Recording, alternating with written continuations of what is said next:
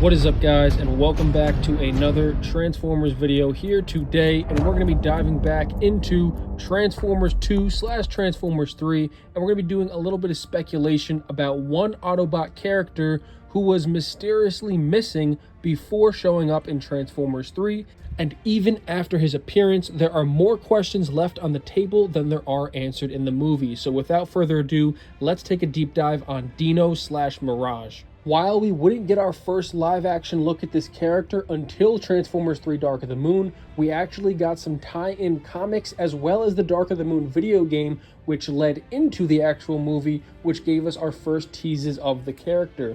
Now, of course, the whole thing about the name of this character, Dino/Mirage, goes back to the fact that they were calling him Mirage in the comic tie-ins, and they were calling him Mirage in the game, but when the movie came out, that was never something that he was referred to as. He was only referred to as Dino, and that's actually a little bit of an Easter egg. That's actually due to the fact that they partnered with Ferrari, as of course he turns into a Ferrari in the movie. But with Ferrari not really ever wanting to give their rights out to companies, they don't really do many partnerships. They said, if we are going to have our car in this movie, you have to name this car after, I don't know if it was like the son of some guy who works at a Ferrari, one of like the head people, but they named him Mirage Dino after a family member of a Ferrari worker. So that explains that. So I'm really not the biggest fan of that. I was never the biggest fan of him being called Dino, but I guess it is what it is. This is Dino/Mirage. So with that out of the way, just let's cover briefly what we do get of him in the movie. And when we do get him, he is really cool. He has extremely unique weapons. He definitely has a unique personality, although he's not really featured heavily. When he does get to talk, he has a few funny lines. He's actually the one who's talking to the secretary woman who comes in when she's trying to talk to Optimus, and he's all pissed off, and he actually clues her in on, oh, he's a no talk to nobody. But he talks with the Italian accent, of course. And they really did, I mean, it is what it is. They really did everything they could to make it, obviously, the homage to Ferrari. But of course, he has his signature arm blades, and when they have the fight on the highway where Bumblebee, Sideswipe, and Mirage are racing back to try to protect Sentinel, and you have the three Decepticons who are pursuing them and pursuing Sam as well in the car, and you have Simmons get launched out in that sequence. Really cool sequence, awesome sequence from that movie. We have Mirage really getting his moment of shine in Dark of the Moon, where he launches his hook claws and he latches on, and he pretty much goes skiing or sledding attached to the Decepticons as they're running down the highway, and he's able to take some out in brutal fashion. But we didn't really get too much of Mirage in the movie, and in the game and in the comics, he does actually have more to do. Now, the canonicity of these things, if that's even a word, the canon of the tie-ins with the novels, the comics, and the games has always been in question because, like I said in my previous video with Shockwave, it is inconsistent when you apply the game to the movie. But I am going to kind of give more credence to the comic in this case, because the comic actually explains why Dino/Mirage may actually take on this new name and why he looks different. And here's another cool thing, because they really all do kind of tie together and take pieces from each other, because in the movie we never see this ability, but in the game and in the comics, Mirage/Dino, I'm just going to call him Mirage from here out because it's Mirage. Mirage has the ability to turn invisible, and that is a key factor in the game where you get to play the missions stealth-wise if you want to. And in the comic, where we see his appearance, where Sam is getting bombarded by a shit ton of Decepticons who are pursuing the Brains unit. Brains, who we see in Transformers Dark of the Moon, he was working with the Decepticons to build some technology, and he actually developed a consciousness, which he wasn't supposed to, and he fled Astrotrain, who was working for Shockwave, as Megatron was off healing in Africa and Starscream was trying to lead his own little sect of Decepticons. Shockwave comes to Earth, and in this same run, we're introduced to Mirage and Wheeljack, and this could also explain why Mirage and Wheeljack get the name changes to Q and Dino and why they look so different. Because in these comics, Mirage, I wouldn't say Mirage looks more like his G1 counterpart, but Wheeljack certainly does. He has the very accurate head. While the color scheme is more muted, he does look a lot more like his G1 counterpart. But in this comic run, both Wheeljack and Dino get blasted by the Decepticons to the point where they're pretty much almost dead, except the Autobots come in towards the end and save them. I think Ratchet's the one who's like, I can fix them up, but it's going to be different. So it kind of, that comic almost cues in an excuse for why Q and Dino are not only going by different names, but they look so starkly different because they truly got the shit beat out of them by these Decepticons before Optimus and the Autobots pulled up and fought off Shockwave and the rest of the cons.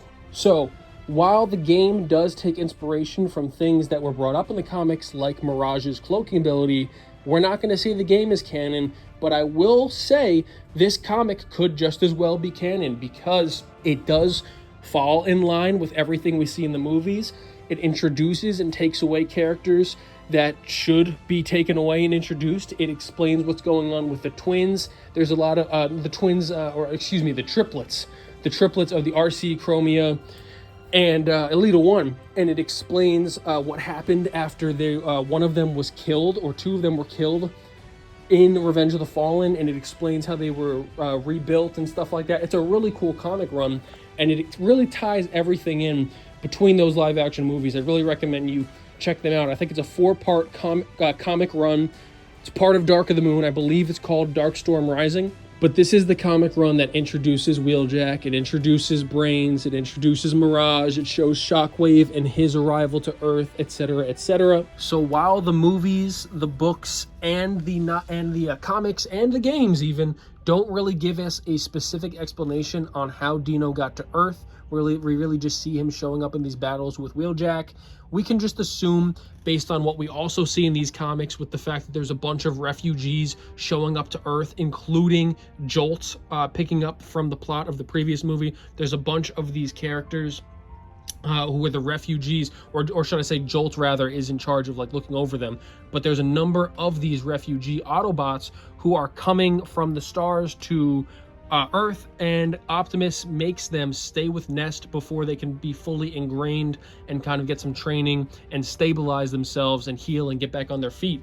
But I would probably guess that that is the explanation. Although we don't see it on screen, this is just the reality for a lot of the characters that show up at the Bayverse. We never really see what happens, but we can just assume that they came with Optimus's messages to the stars. When it comes to more of Mirage's involvement in the preceding events to what we just talked about, more of that is chronicled in the novelizations. Of course, those novelizations aren't really canon anymore because they were completely changed, and of course most people know the controversy of the fact that the novel had the ending where Optimus and Megatron had a truce instead of Optimus going full beast mode and killing him at the end. But there were some similar changes where you had early versions of the script where Dino or Mirage was actually decapitated by Starscream towards the end of the movie.